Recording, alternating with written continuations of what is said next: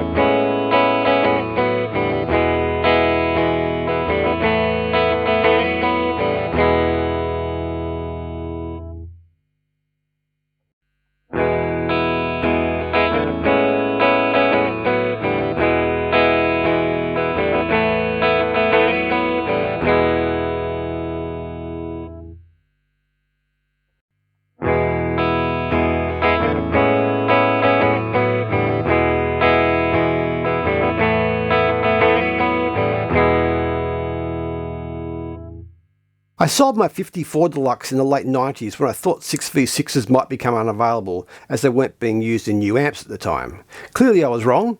As with a lot of people, the 5E3 Deluxe was one of the first amps I built when I started building amps. I've now built 6 of them and currently have 3.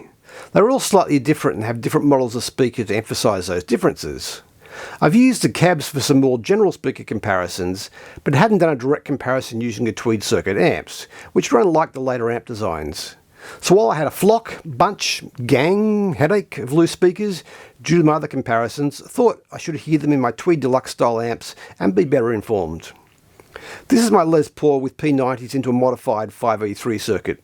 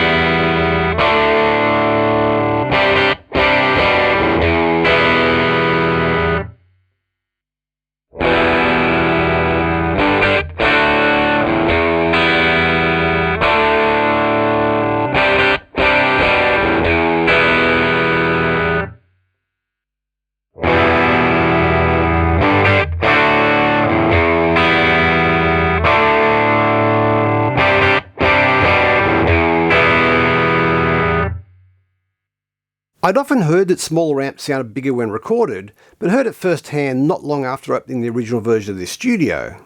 I was recording a band and the guitarist had done a part with a Les Paul into a non-master Marshall and quad. Amp was on full and it sounded amazing out in the studio and on tape. We then decided to double it and used the telly into the 54 Deluxe. Way less impressive sounding out in the room, but sounded huge on tape. The Deluxe really jumped out of the track. They sounded great together. I think the copies I built have all sounded slightly better than my original did.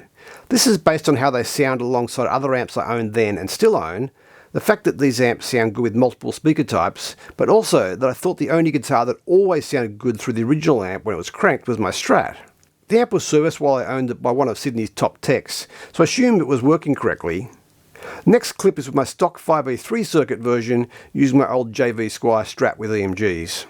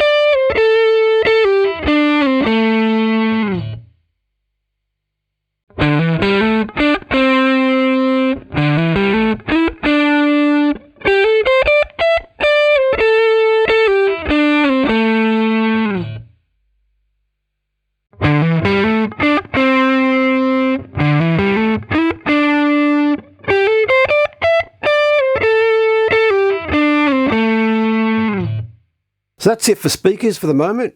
I always say I won't do these again, but eventually forget how much work it is. I found it interesting to hear how different some of them sounded compared to hearing them in the Deluxe Reverb. How about you? Any favourites? Any you thought you'd like but didn't, or liked when you hadn't expected them to sound good? Obviously, with any test like these, where the controls stay the same for all speakers, there are some that would benefit from adjusting the tone controls. As always, thanks for watching. Please like and subscribe, and I'll see you next time.